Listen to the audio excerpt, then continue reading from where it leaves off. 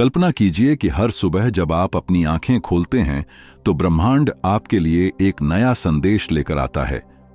लेकिन समस्या ये है कि ज्यादातर लोग उस संदेश को पहचान ही नहीं पाते। वे उसे संयोग समझकर नजरअंदाज कर देते हैं और शायद इसी कारण उनकी जिंदगी सालों तक वहीं की वहीं खड़ी रहती है।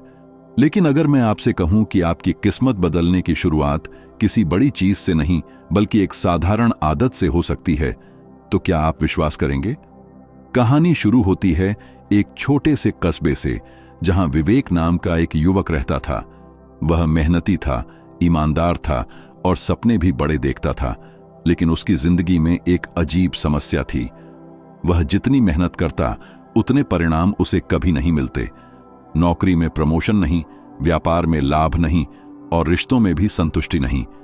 धीरे धीरे उसे लगने लगा कि शायद किस्मत नाम की कोई चीज उसके लिए बनी ही नहीं।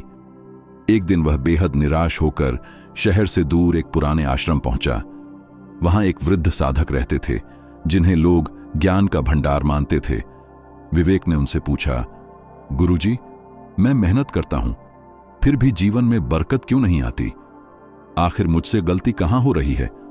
वृद्ध मुस्कुराए और बोले, समस्या तुम्हारी मेहनत में नहीं, तुम्हारी ऊर्जा में है। तुम हर दिन क्या सोचते हो, क्या महसूस करते हो और किस भावना के साथ जीवन जीते हो, यही तुम्हारी वास्तविक संपत्ति है। विवेक को यह बात समझ नहीं आई।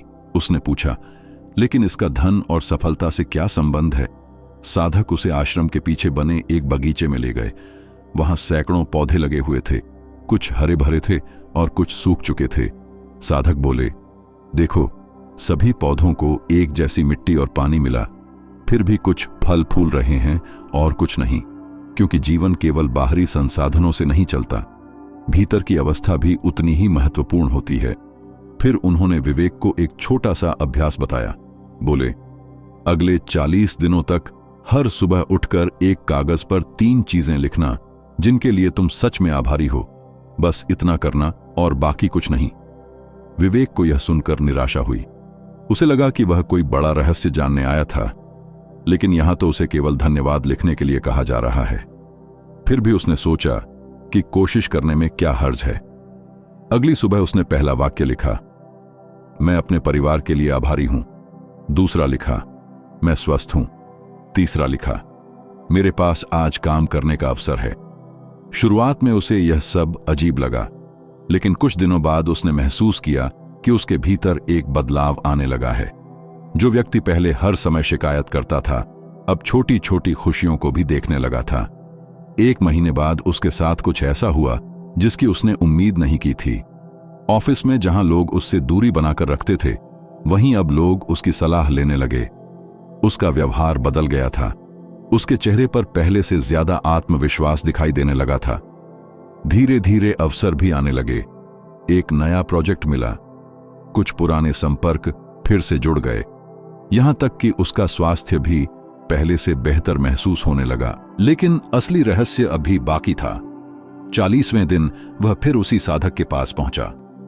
उसने कहा, गुरुजी, मेरे जीवन में सचमुच बदलाव आया है, लेकिन यह कैसे हुआ?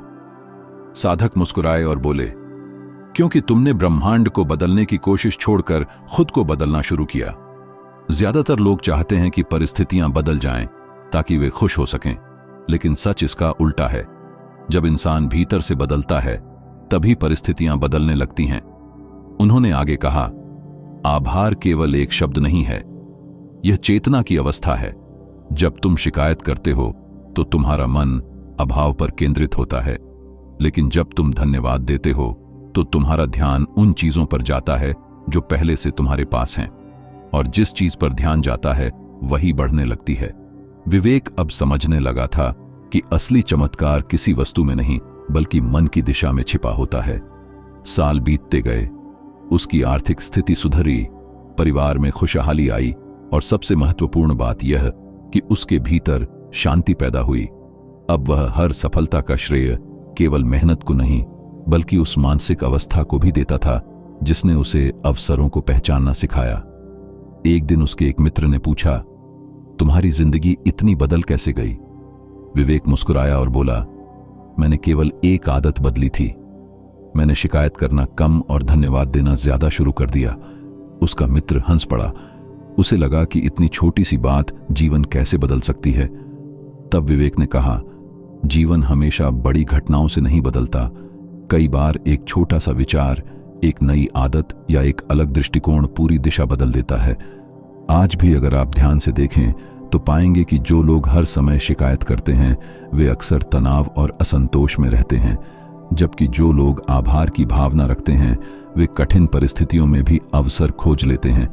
यही वह रहस्य है जिसे कई महान आध्यात्मिक गुरुओं ने अलग अलग शब्दों में समझाया।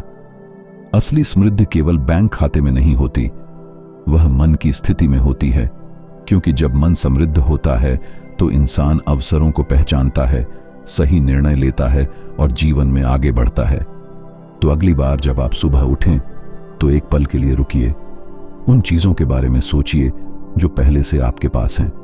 शायद आपकी जिंदगी में जिस बदलाव का आप इंतजार कर रहे हैं उसकी शुरुआत उसी क्षण से हो जाए, क्योंकि कई बार ब्रह्मांड का सबसे बड़ा रहस्य किसी कठिन साधना में नहीं बल्कि एक सच्चे धन्यवाद में छिपा होता है।